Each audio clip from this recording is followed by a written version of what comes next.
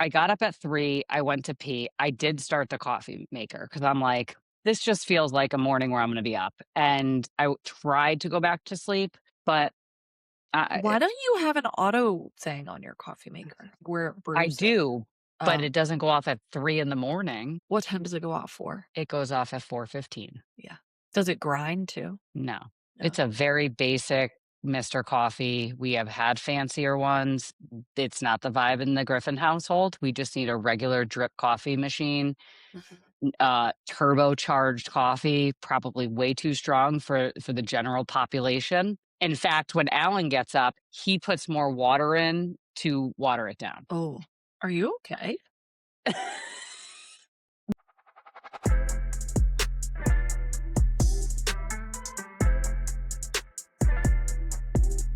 One of my girlfriends sent me a picture yesterday. Well, no. I was at my husband's office, and one of the women that used to work with me at the other location, love her to death. I walked in and she was holding a sugar-free Monster. I looked at her and I said, first of all, number one, This is hold on. not 2009. I've never drank a Monster in my life. Okay. They scare me. Just the look of the can intimidates me. They're like Okay. this big. And she said, it's sugar free. I said, it does not matter. So then the group chat started going off the chain about it because I said, this is concerning behavior. This is a red flag behavior. Oh, Okay. let me just tell you guys, what that translates into is Molly is a dog with a bone, and she is going to shame you into putting those monsters down for good. This was the Monster. I mean, are you scared? I'm scared. It has claw marks for the end. Okay, first of all, I haven't drank a Monster since really early in sobriety, I gotta be honest, but did I? Girl, I used to this goes great with what I wanted to talk about today, actually. You know what I wanted to talk about? How we are addicted to being comfortable, okay? That's what I wanted to talk about in this. But going back to comfort, when I was in early sobriety, I had gotten my CNA license. I was working 40 hours overnight, 5 nights a week, 11 to 7 a.m., then going right into school to get my bachelor's in social work, which then turned into my master's in social work. So I would go and then I would sleep and then I would wake up and do it all over again. And a lot of times I'd work overtime. I mean, it was just insanity. Then I ended up getting a second job. So, like, I, that sucked a lot. Those 3 to 4 years of my life sucked a Yes. lot, but when I got sober at 24, Mm-hmm. I always knew I wanted to be a social worker, but at 24 and, like, I think when you're in your 20s, you just are looking at everybody else doing everything, and you think you're so behind. I thought And I you was so hustle. behind, You hustle. I mean, and so yeah. well, I think there's 2 pathways, and I think, honestly, I think a lot of young people are taking this other pathway I wanna talk about right now, where Which pathway is that? the pathway is that they don't want to work hard because it's uncomfortable and they're tired and it's hard it's not just about work, it's about things in general. It's about being addicted to comfort. I think overall is a problem Mm. in our society. Convenience, comfort, having to go out of our way to do things or to grow or learn. We just kind of want to sit back and reap the benefits without the discomfort or the uncomfortable moments. You know what I'm thinking about? Was Please tell me. so yesterday I had a long day. Okay. I just did. Thursdays have historically turned into this long day for me for a variety of reasons between work and kids and blah, blah, blah. And at about 7:30, thought to myself, yes, I have 1 million other things I could do that are not super comfortable. Right. I had still some Christmas decor out on the front stoop. I mean, we don't know. There's so many things that are happening here. There were still some just like odds and ends laying around from the winter holiday season. And so I did a couple things and then I said to myself, okay, can I lay down and just like be on the couch at 7:30? Oh, that is uncomfortable for Molly. Molly would much Very. rather when she was saying this, I was like, picking up all those odds and ends, that's like not uncomfortable for you. That's like actually where you thrive. Totally, that's what I'm saying. Yeah. So at 7:30, I laid down on the couch. This is why I can't do this though, okay? I laid Well, down on the was couch at Sam 7:30. concerned? Did So he it was think you had a fever? it was my mom. It was my mom, Bodie, and Sam, and I was like, Bodhi, come snuggle me. I wanted him to lay. He was like, no, this is weird. We don't know what you're doing, but I can't be bothered What's because happening here? this is me and dad time. I'm not in. But I laid on the couch. Within 10 minutes, I felt my eyes closing. I'm like, I gotta go to bed. I couldn't even do it. Like, comfort for me has to be at night in my bed. Because outside of that, if I just go to like relax, I'm asleep. I'm fully asleep. It could be 10 in the morning or it could be 2 in the afternoon. I think that's a larger conversation for another podcast day about overall nervous system regulation and what you're holding and honoring our patterns of energy. However, um, let's go back to why it is so uncomfortable for you to rest. It didn't feel uncomfortable to me this time. It felt very comfortable. That's what I'm saying. There was some growth. I went That's to the whole bed. point of the story. There was a night this week, 7:30. I was like, guys, it's mom's bedtime. I mean, I at this feel point, that. my kids are old enough where like it's almost a joke, but there are some days that like 7:30, 8 o'clock, I'm done. I'm going to bed because there's nothing good that's gonna happen for the rest of the day. And we just need to lay it down. But thinking about, going back, that was my example, present day, but going back to my 20s and figuring out, where I was in life and what I was doing. And yes, of course, that whole mentality of we have to hustle to keep up because our peers have already graduated college and they already have the job. I mean, I work a lot with my clients on this because they feel like they have to catch up to them. And what I share with them typically is that everybody kind of like figures it out at some point. Like it all kind of works Yeah. its way through the mud. But that level of determination and accomplishment and the payoff that I had from that time in my life where I was working, I was in school and I was doing an internship and I was still active in my community and still active in my relationships were some of the best times from a community perspective, from meeting new people, from observing the world through people's different lenses. I mean, that was one thing that my education did give me was yes, sometimes it feels like you're going to kind of check the boxes. And as you become more passionate about your career, you kind of learn as you go. And a lot of it is hands on. But what it really shared with me was that some of those relationships I still have. I had one of my classmates from all those years ago. I mean, how long ago was that? 12 years ago? I don't know, 14 years, 12 years ago. Oh, 14 years ago. He called me, one of my classmates, and he was like, hey, I have this, like, I'm in this like really weird stuck area with something. Can I bounce it off with you? I want to know like what you would do in this situation.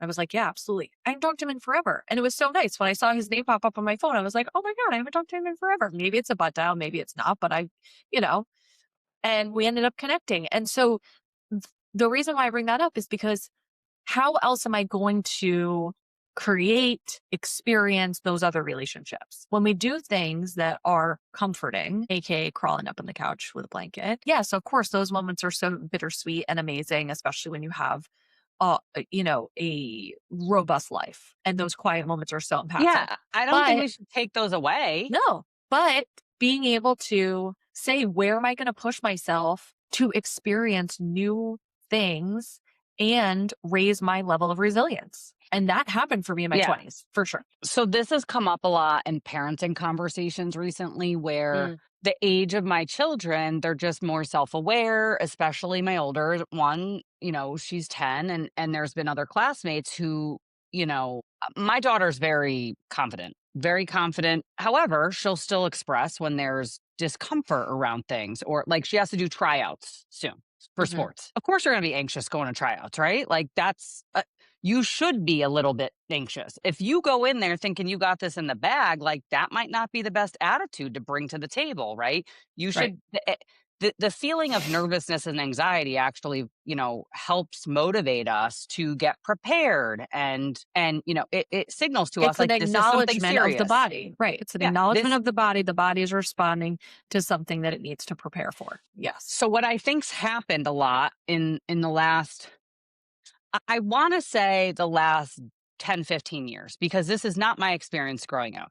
I think we went too far in the other direction where we didn't acknowledge it at all during maybe our childhoods. Uh-huh. And now we're over acknowledging it and over protecting our children from experiencing failure and from experiencing discomfort.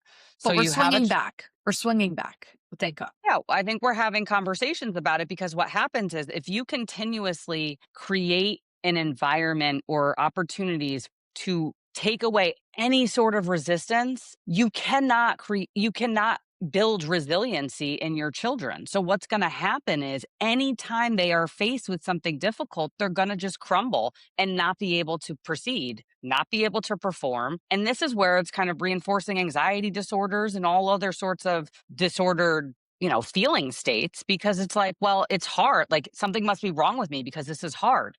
No, no, no. Let's normalize that there's like a lot of things in life that are hard and uncomfortable and not ideal, but you have to kind of push through in a way. And I'm not talking about Mhm. pushing through hustle culture wise, where we're not honoring our boundaries or our energy, we're not resting. This isn't that. This is, there are periods or certain things in life where you got to just embrace the suck and move through. Yeah. And I think we know that struggle, and I sometimes it's a double-edged sword, because sometimes we could be in the struggle and not even realize it because we're so like desensitized to it. Like it's not that bad. Homeless in But winter that on the but that streets, so it's that's fine. but that's flip sides too, where it's more comfortable for me to be, you know, Struggling, in the ground grinding. Yeah. than it is to be on the couch. See, I don't Molly knows, I will shut it down. I don't care what time it is. Yeah, but Alan will make fun of me. If he sees me on that couch, if I roll over to my side, it'd be 5 in the afternoon. I'm done. And I have no guilt about that. Like I know when I'm done. so for people who are listening who feel maybe confused because there is a lot of mixed messaging, kind of diffusing the hustle culture while also empowering people to meet their goals, while also trying to stay, in some sort of physical routine, while also trying to mind what you're eating, while also trying to, give feedback to your children in a way that feels connected and empathetic and compassionate. I agree, if you just heard me rattle all those things off, that feels really overwhelming. That there are so many different, things to focus on at any given point in time. But for the nature of this conversation, which is essentially how do we start to build the foundational structure for us to feel more empowered to be in our profession primarily, and then all other areas, I have a those simple things, solution. Simple solution. great, go. You must have a routine that you stick to on a regular basis. And what I mean by that is, sleep wake times have to be similar. You have to have some semblance of an eating regimen, where you're the foundational things, taking care of your body, movement, what you're putting in your body, hydration, those things right there, and sleep will take care of a lot of the other overwhelm of all those other things that you listed, if you're paying attention to those things. And also, there was a saying that was said to me a long time ago, and my discomfort tolerance was extremely low, pretty much from a really young age. And what I remember about that is that I did things and created space to make myself feel the most comfort I could. And sometimes that was at the expense of other people, sometimes that was at the expense of myself. And so as I started to expand, right? There's a few things that happen. Obviously, our prefrontal cortex becomes more developed. Our executive functioning improves. Our ability to, stress test one another and understand where the blind spots are and awareness really starts to increase. So for me, what I said to myself a lot of times was, this is temporary. And the discomfort that I feel in this moment won't be forever. Eventually, I'll feel actually very comfortable in school, or I'll feel comfortable with my routine, and then it'll change again. And then I'll have to figure out a new level of comfort in a new situation. So everything is always ever evolving and changing. But if you can find the comfort in the discomfort, and someone shared that with me a very long time ago, and it has been a saying that has stuck and stayed. Embrace the suck. Yeah. Embrace the suck. That is like something that's always stuck with me, because it's like I can remember after my second child, and if you have more than one, you know that once you throw two or more in the mix, it's just the chaos erupts, right? In terms of your schedule, time for yourself, all these things. And I was painfully out of shape in a way that was like painful to my body. I didn't feel good. That's the reality. Like my energy levels were low. I felt stressed all the time because I couldn't make it through my day, like energy wise. I didn't feel present when I was home. All these body image stuff is coming up. And like, like postpartum, you're like, whose body is this? I don't even know what's happening here. And I remember a very particular moment where I looked at my schedule, I looked at how I was gonna change these things, and the only times that it could happen was in the morning before everyone woke up. And that was my I've spoken to a lot of parents, and I feel like that ends up being like a protected time for most people before the kids wake up and before you're captured. But it could be different depending on your Captured. schedule. Before you're captured. I mean, before the phone starts ringing, before the kids start asking for Yeah. stuff and whatever. And the last thing I wanted to do was wake up at 4:45 to go to a 5 a.m. class at the gym. Yeah. The- And I remember how much that sucked for quite a while, Long time. especially with young kids. Yeah.